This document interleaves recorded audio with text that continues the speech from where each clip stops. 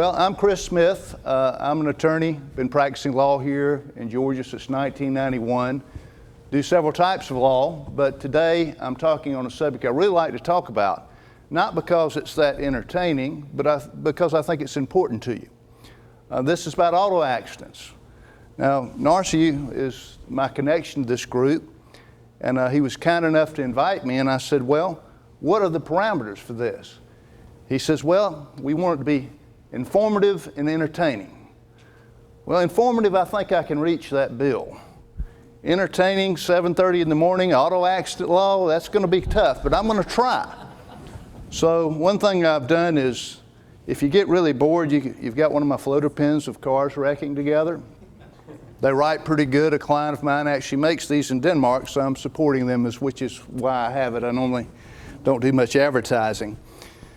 But I want you to be involved this morning a little bit because I've given some handouts you can read later or take notes. Let me go ahead. No legal presentation would be complete without the requisite disclaimer. This is not legal advice. This is the tip of the iceberg of what we're talking about and may not apply to your specific situation. But what I found is when getting people engaged is sometimes hard. So from time to time, we're going to take entertainment breaks, maybe have a few prizes. Anybody like a Frisbee from Mercer, my law school? Well, can anybody here, if you want it, can anybody here tell me how many people died in the whole world last year in airplane crashes? Anybody know? Pick a number. 1,000? 7,000? 1,000? 825. 825? Okay, well, I feel like an auctioneer. There we go, sir. 1,212. Now, I bring that up. Now, any students of history here? Anybody remember the Lusitania that got sunk? 1915, got America kind of on the British side, eventually led to World War II. World War I. Anybody know how many people died on the Lusitania? 2,800. Anybody? 1,000? Who said 1,000? Oh, I'm going to be careful here. I don't want to get sued. The Titanic, just so you know, is 1,500. And then I've got a last one for the last Frisbee, and then we'll take some entertainment breaks later. We'll just keep this going. The Hindenburg blew up in 1938. We all know the fiery crash. And after the Hindenburg crashed, people ceased using Zeppelins as air travel. It really terrified people. How many people died in the Hindenburg disaster? Anybody know? 75. 584. 30. Go long. Whoa! 36. Now, why do I bring all these things up? I bring these things up because we all know about the Hindenburg. Most of us know about Lusitania, know our history. Airplane crashes is something that is very, important out there. Well, I bring that up because about 1,200 people die in automobile accidents in Georgia this year. So the Lusitania got America moving towards World War I. The Hindenburg stopped Zeppelin travel. These things are very important. But we're all kind of numb about auto accidents. I mean, we take it as a part of life. It happens all the time. I was just pulling up here last night, and I noticed a sign on the road that said there are 828 deaths in Georgia so far this year, so it's going to be about 1,200 again. Almost got hit by a guy getting off 285 onto 400. Wasn't looking where he was going. Would not have been very wise for him because he drove a little Honda and I drive a big Ford F-150 Super Crew. But it's bothersome. To put it another way, and this is sad stuff, about 3 people are going to get up this morning in this state who are not going to come home today. And when you put it in those terms, it's very real. So, when you look at that, we kind of figure out, well, what can we do about that? Well, some things you can do, some things you can't, but you have to protect yourself, you have to protect your family the best you can in case there is a peril out there. And I'm kind of giving away the secret sauce a little bit because I want everybody to have a good takeaway. My big message today, as it said in the outline, is that my big message is for people to buy uninsured motorist protection and medical payments protection. What we find, and I talk to all different types of groups all over the state, is invariably, we know we have insurance, but if you ask somebody, and I'm not going to ask anybody here, but off the top of the head, the first question we ask people that have been in a wreck, do you have any uninsured motorist protection? Well, I don't know. Well, the big thing that people say is, oh yeah, I've got full coverage. Well, full coverage makes you think that you've got the deluxe pizza with all the toppings on it. Deluxe, what full coverage actually is a plain cheese pizza. It means that you've got the requisite amount of liability insurance, which, by the way, in Georgia, the minimum is $25,000 per person, $50,000 per accident. That means you've got collision to cover your car. Doesn't mean that you have uninsured motorist protection. I'm going to go into this about uninsured motorist protection and underinsured motorist protection, all these things as time permits. And if I go too long, just let me know and tell me to speed it up because there's a lot to cover. Okay, great. Great. The Auburn man there, he's an engineer, must be. In Georgia, 11.7% is the average uninsured motorist rate. That's about 1 in every 9 people. They don't have any insurance at all. They're driving illegally. They don't care, a lot of them. Some of them do have economic hardship. But what we have found over the years, and I've been doing this about 24 years, is that no offense to anybody, but let me just kind of tell you one of my stock things to say. This could apply to a lawyer too. I said, a 50-year-old businessman driving a gray 4-door Buick might run over and kill somebody. It could happen. I don't see that. Ordinary people can cause accidents, but when it comes to catastrophic accidents, with the guys going out there drunk driving, going 85 miles an hour, hitting somebody head on, they're generally reckless people. Well, people that live their lives that way generally are pretty reckless across the board. And oftentimes, they either have no insurance because they don't care, or they'll have the minimum amount out there just to make them legal, as they say.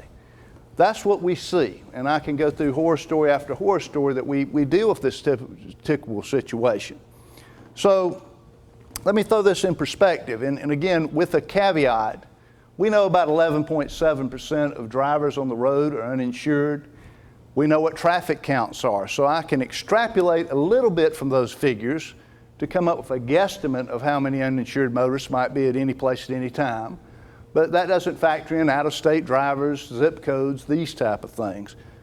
But any of you, we all go down I-75, 85 at 10th Street, right downtown Atlanta, of course. Anybody know what the traffic count is there? 293,000 people a day. Well, for those of you good at math, 11.7% of that's what, about 34,000 cars in a 24-hour period. Now, to spook you a little bit more, I did a little extra research because I normally don't put Holcomb Bridge Road in my presentation, but as we're here this morning, traffic count on parts of Holcomb Bridge Road could be 66,000. Well, that's about 7,700 cars a day potentially uninsured. But again, that's just taking the Georgia figures. Now, let me say this about our state. We're not as bad as a lot of people. That figure's too high. We'd like to see it come down. But if you cross the border to the south, we all like to go to Florida for business or vacation and travel. 23.8% of drivers in Florida.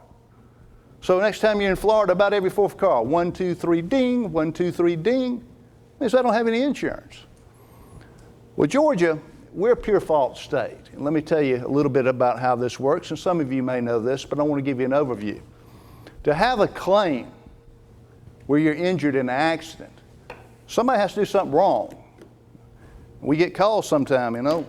Smith, I ran off the road, I want to sue. Well, who do you want to sue, yourself? Why are you calling? If somebody has to be negligent, they have to cause it, so that's our system. Well, the way the system works is if someone causes a wreck and you're injured, you go after them. And almost all the time you're going after their insurance. And I'm talking about individuals. Some huge companies are self-insured, but you don't have to worry about that because they have resources to cover. But what happens when they don't have any insurance? Well, in Georgia, uninsured motorist protection, again, it's not part of the full pepperoni pizza as you think it would be, because it's not part of full coverage. You have to buy it. Now, a few years ago, they passed a law that says that if you're buying auto insurance, uninsured motorist protection has to be offered to you, but you can waive it and decline it. And there are two types. When you buy it, you can have it where it adds on, or you can have where there's a set-off, and we'll get to that in just a second. But basically what it means is if the other person causes an accident, they don't have any insurance, then you can call back upon your own insurance. And that's why you buy that protection. That's why it's vital, because it's really needed out there. Because again, 11.7%, that's just the people that are uninsured. I don't know the figure of the people that have the minimum insurance. But you've been to a hospital lately?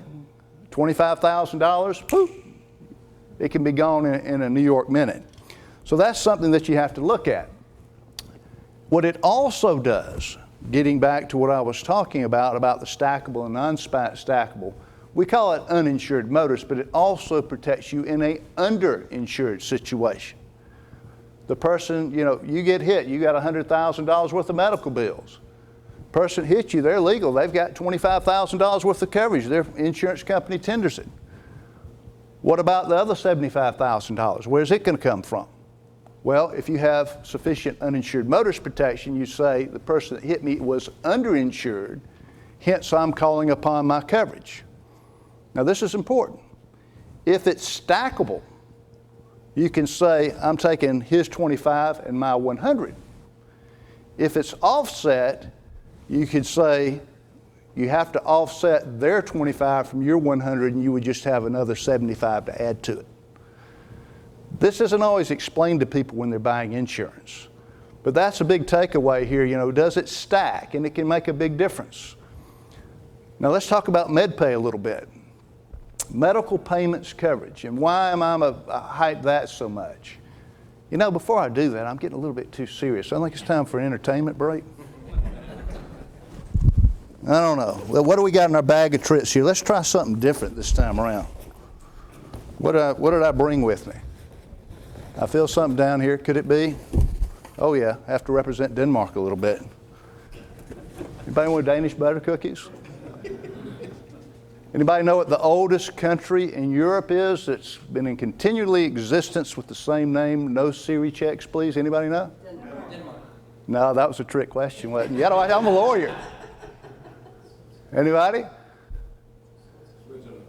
No. Greece, Italy. Y'all are in the neighborhood. You're closer. Anybody? Huh? Monaco. Are you done? Are you through? You really don't want any butter cookies? Malta is close. You know what? You're the closest because Greece borders Bulgaria. Bulgaria, oldest country in Europe. Now, how that will help? Huh?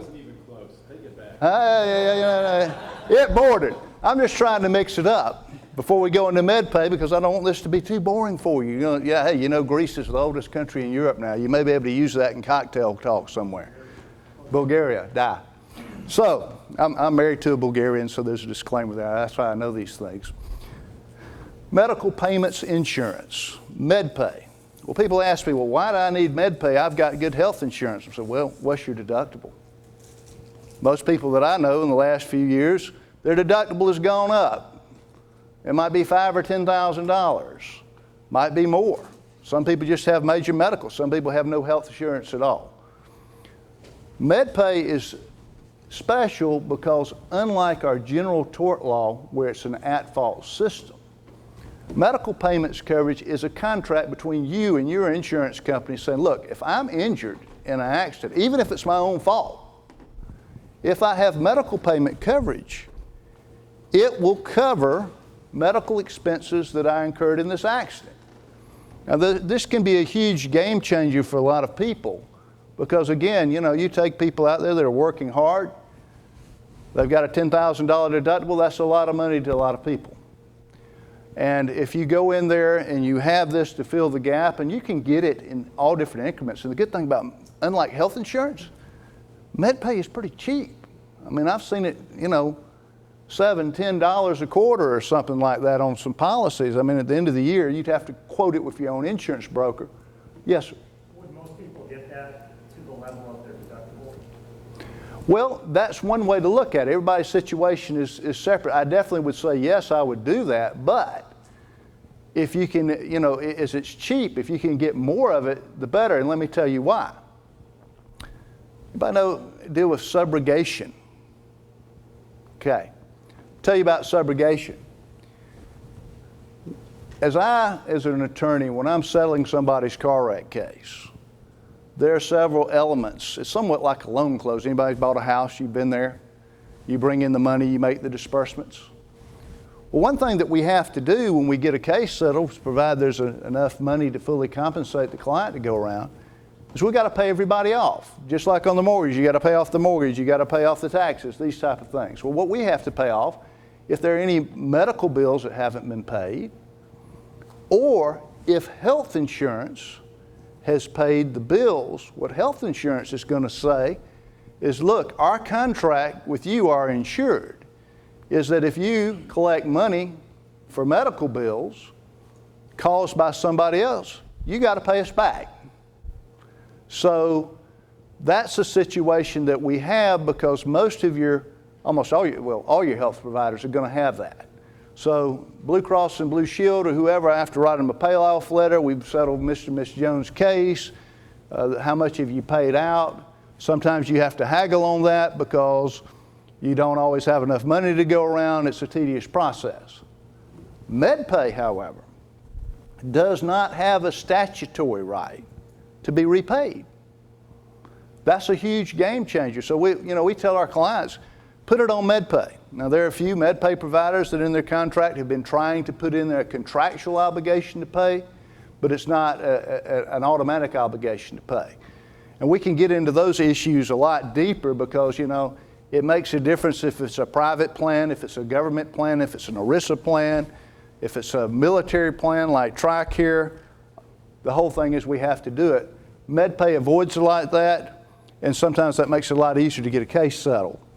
So that's why I strongly stress to people to get medical payments insurance and have that covered. Now, who offers it? Pretty much every auto insurance company. So it's the auto insurance company? Yeah, and yes, ma'am.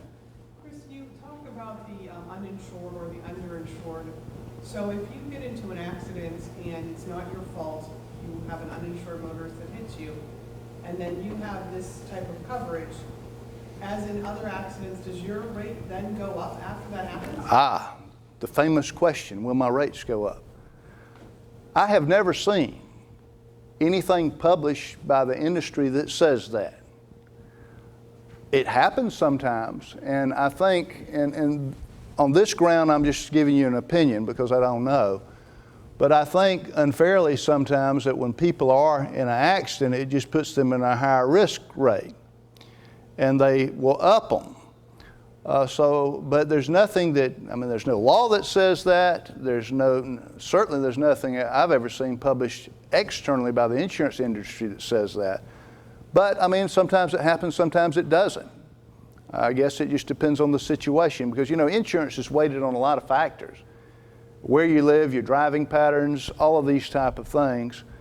But, this is the funny thing about that. I get people sometimes that are so worried about this. I'm like, well, if you're going to buy an insured motorist protection and you're paying premiums for it, then you need it. Why not use it? Because your rates will go up $300 a year. You're not going to call upon a $30,000 uninsured motorist policy that you bought and paid for to protect your family. Sometimes it's kind of, it's like these people that go trade cars because the gas prices go up. I've got car dealers I represent. It's amazing. They'll come in there, oh my gosh, gas has gone up. I'm going to trade my car. I'm upside down $10,000. I'm going to lose 10 grand on the transaction, but hey, I'm going to save $300 a year on gas. Go figure, So yeah. Question involved in an accident, say in another state, Florida, South Carolina, with an uninsured motorist, do the laws of the state where the accident happened apply, or the law, is your coverage affected by the fact it was an out-of-state accident? Okay. Well, let me answer it this way. Okay. And because our system for us to drive across state lines, what happens is automatically when you cross state lines, your insurance will go up to the minimum of that state. See, Florida, I think it's still only $10,000 down there. And so when we have Floridians that come up and cause accidents, automatically, if they have a $10,000 policy, it'll kick up to $25,000 because they would be illegally driving in Georgia otherwise.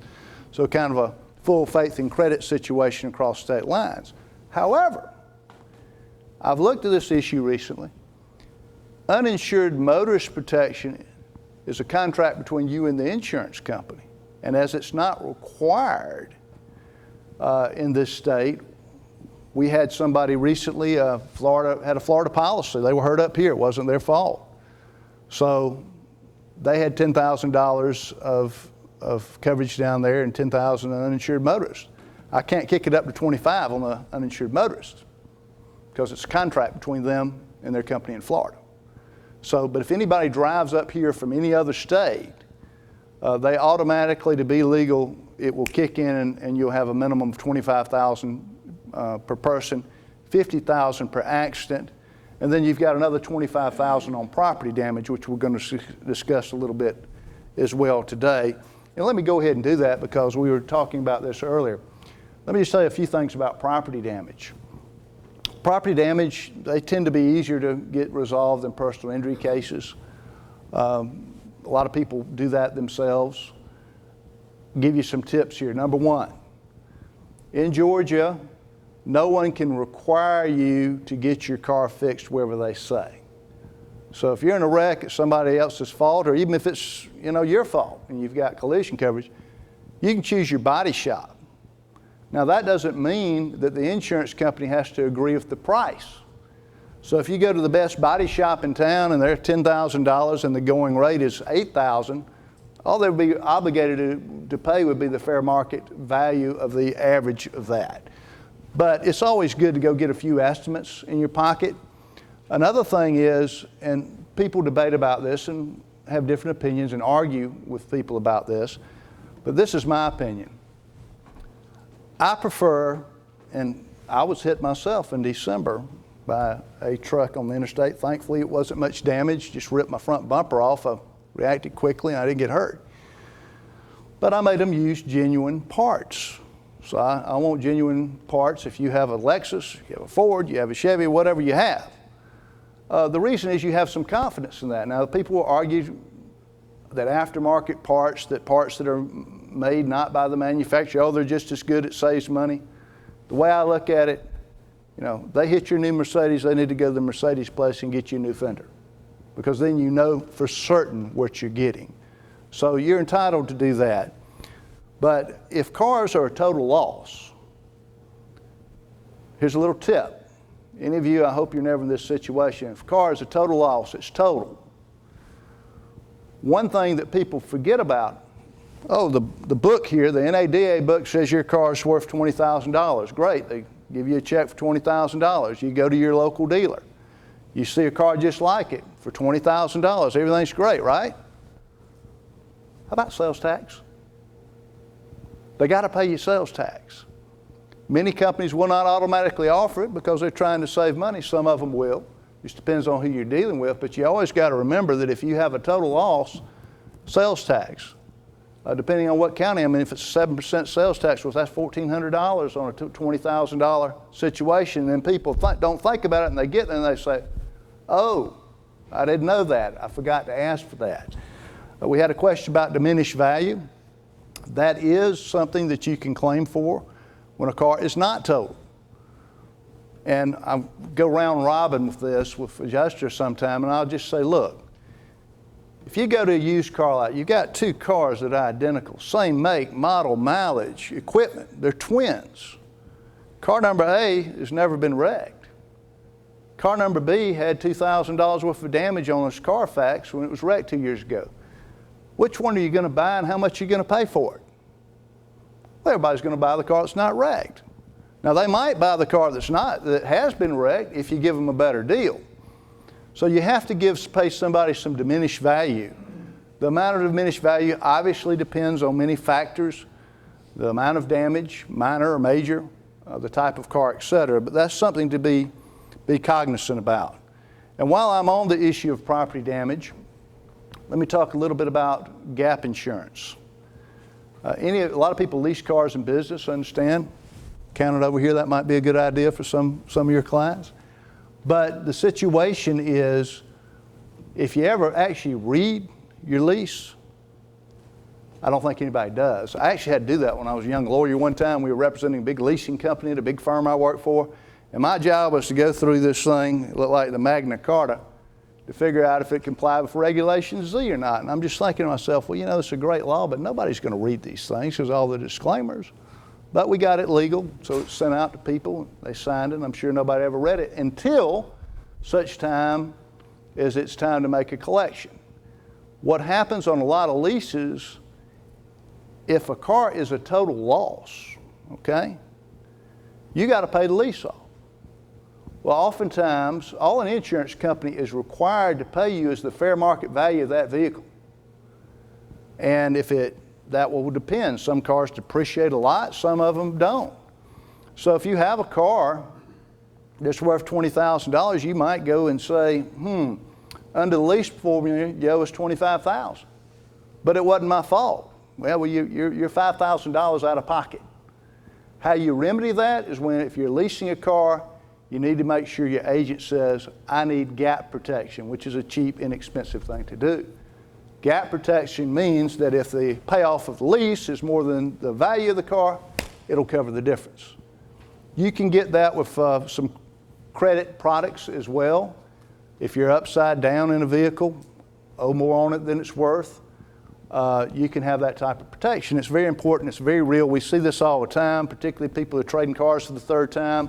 Boom, they're upside down, haven't put much money down on it, and then they're like, gosh, what do you mean they're only offering me $20,000 for my car? Well, that's all it's worth. We can't, it doesn't take in your financial condition. So that's something to take away on that. How are we doing on time? Yeah, good. 25 minutes left. Oh, wow. 20 minutes left. 20 minutes left. I think it's time for I'm going to be like Felix the cat and go into my bag of tricks here. I do have a couple of items here. You know, there were 2 flying aircraft carriers. This is for Sriracha. This is a big one, and to get you excited. Spicing it up a little bit. In the 30s, the U.S. Navy built 2 airships that were 2 of the flying aircraft carriers ever built. That's all that they were. They had 5 airplanes in them. I don't know if people knew this. There were Zeppelins out there. They would lower these planes called Sparrowhawks. They would fly out there. They were about 250 yards long. Must have been amazing. And they were built in Akron, Ohio as a joint development between the Goodyear Corporation and Zeppelin back in the late 20s. One of them was called the Akron, and its sister ship was called what?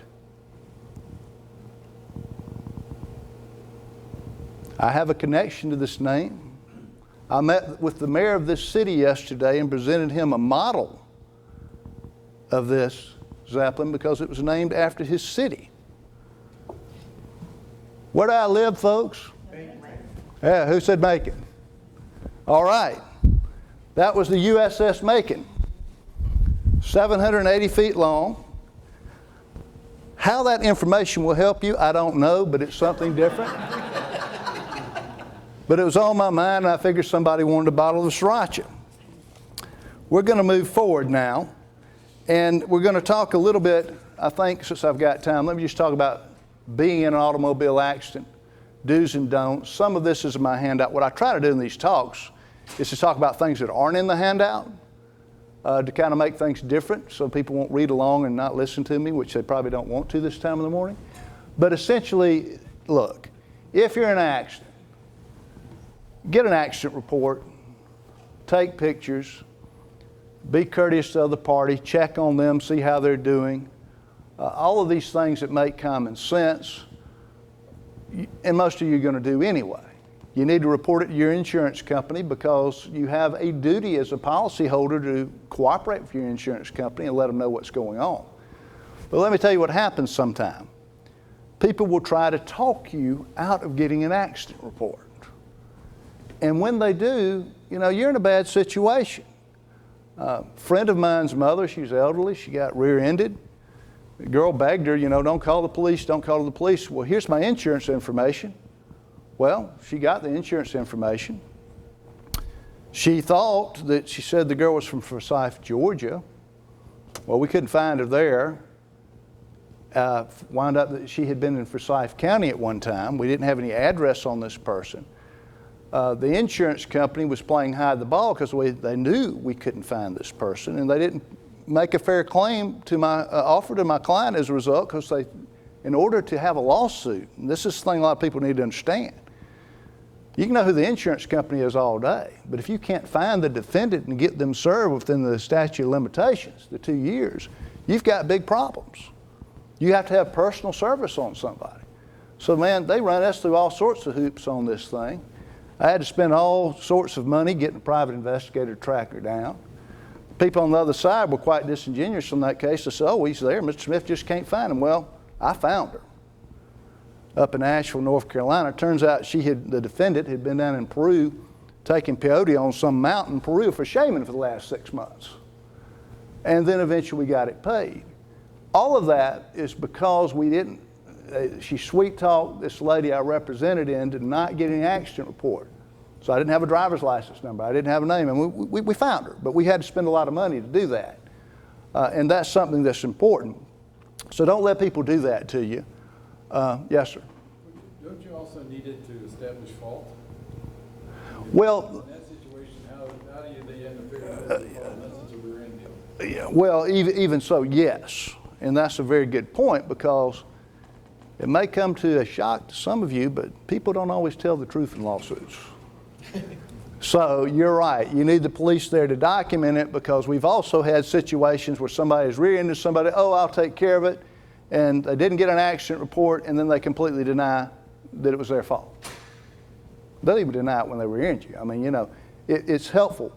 A police report itself is somewhat hearsay when you go to court, but it does help determine finding of fact, particularly if there is a citation given. If a citation is given for violating one of the rules of the road, following too closely, and that other party pays that ticket, it can be construed, arguably, as an admission. At least it's going to help you get your claim resolved with the insurance company. So these things are very, very, very important to do. Out of common courtesy, you want to check on the health of the other party if you're able to. And I will tell you, these rules apply because, you know, sometimes we cause the accidents ourselves. And one of the first things we always ask, well, did the person that hit you check on you? And if they don't, it kind of shows a callous indifference. And if they go over and check on somebody, that's good. I do advise people, obviously as a lawyer, not to admit fault to anything, because there are some people that are so overly polite that will say, oh, I'm sorry I hit you, when it even wasn't their fault. And then later on that can be used against them. So these are the things that you need to do when you're in a wreck. I'm going to talk a little bit about the insurance claims process and about getting uninsured motorist protection. We've talked about it. I'm going back to my theme, MedPay. All insurance is not the same. All insurance companies are not the same.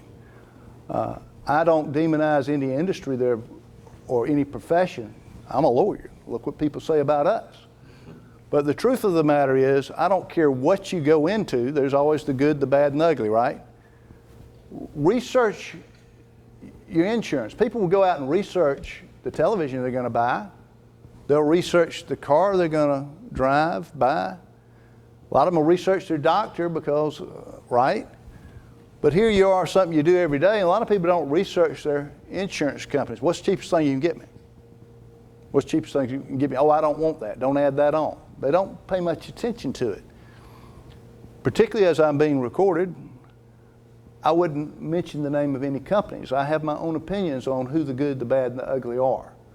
But one thing you can do is be diligent, just like anything else. And one thing you can do is, if you're looking at shopping insurance companies, type in their name on a Google search, so-and-so insurance company, and the words bad faith. See what comes up. That doesn't mean that that company is a bad faith company. Everybody is going to have a detractor.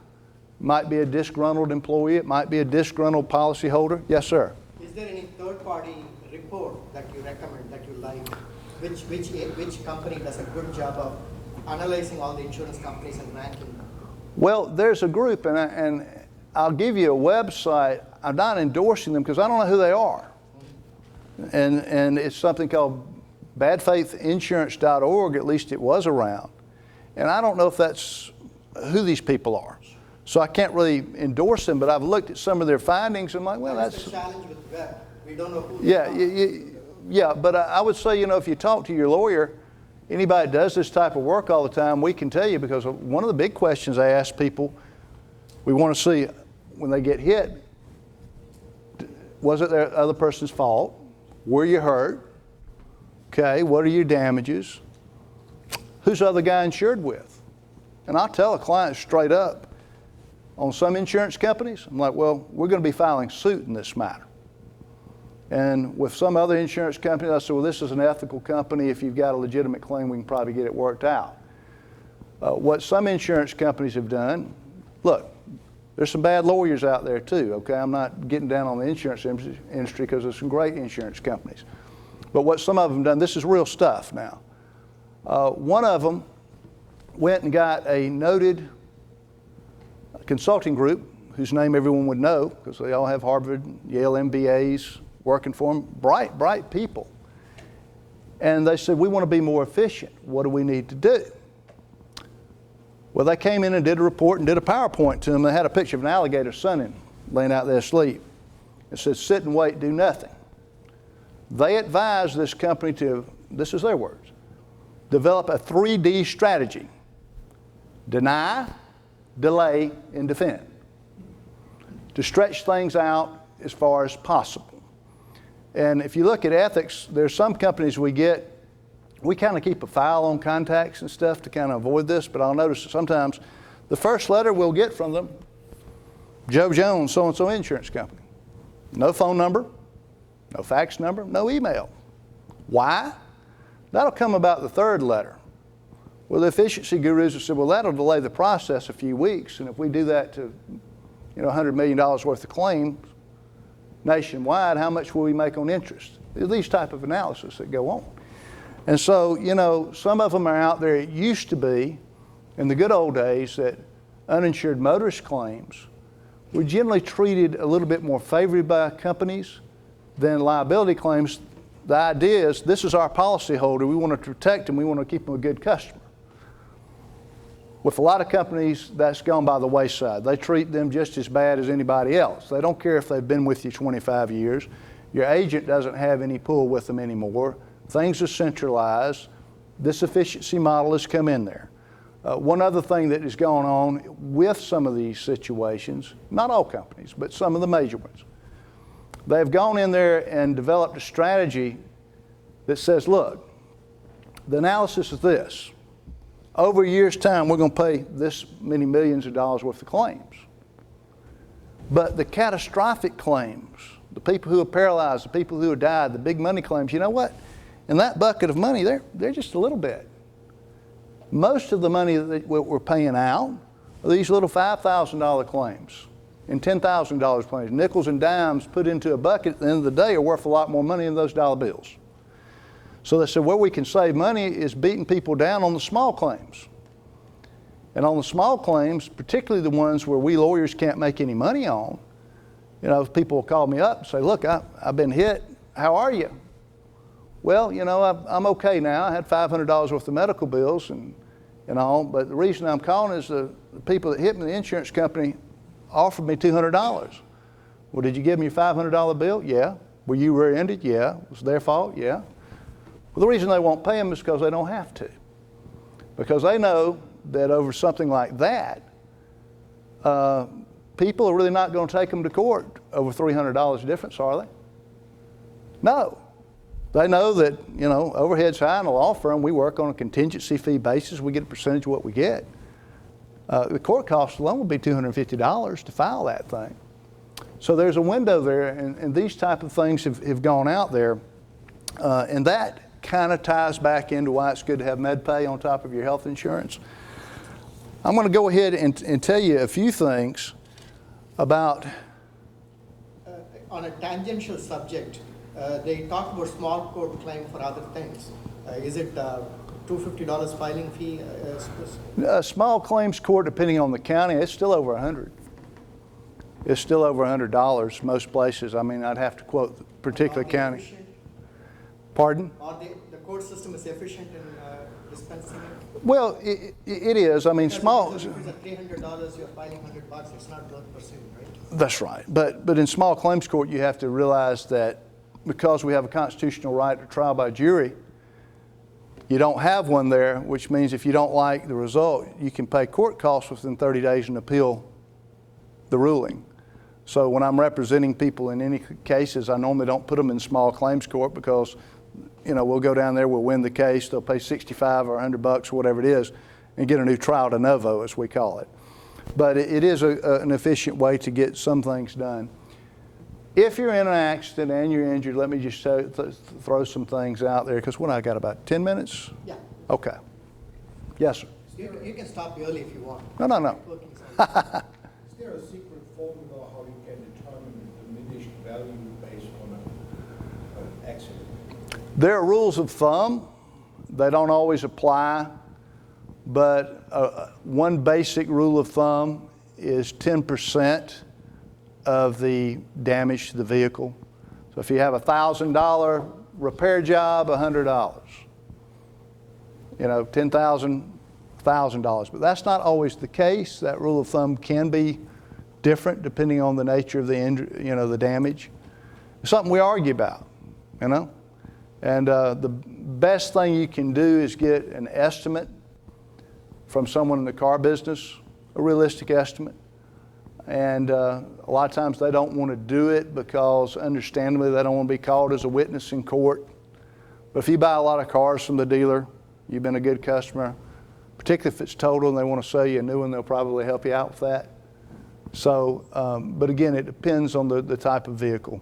And when you get very specialty cars, we can get in some pretty interesting arguments. If it's a very rare car, I mean, if it's a show car, that's kind of rare, but if it's something of that special nature, but if it's just a regular run-of-the-mill car, something like that, depending on the thing is. But, yeah. So last time I had an accident was many, many years ago. I just went to my insurance company knowing that either they would pay it or they would go fight with the other guys. I'm hearing the world is cheap. Property damage? Yeah. Well, you can do that, and sometimes people will force you to do that, but the problem is you got a deductible. So, you know, you go over to your insurance company and you got a $500 property damage deductible on a $5,000 claim, they give you $4,500. You get that kind of, and then they go back and fight the other company to get the $4,500 back. Well, you're out your $500. But what happens is that people sometimes will run over their own insurance company because they get a lack of response from the other side. But property damage, in my experience, is more efficient still than personal injury. It's a more precise measurement, for one thing. And we can take a car to a body shop and normally figure out what's wrong with it, whereas someone's back, they might have to give an MRI, a myelogram, we're not sure. We got to get the doctor to run its course, see how it's going to recover. But, and of course, when you're in a situation like that, you need a rental car. Someone even needs to pay for a rental car or get you one until such time as they have got you out of the shop. Of course, what will happen is if you are haggling with them and don't get to terms with the defendant's insurance company, they'll just say, well, we made a good faith offer on the first for the value, we're not paying for a rental car anymore, which is kind of a tool to try to get you to settle.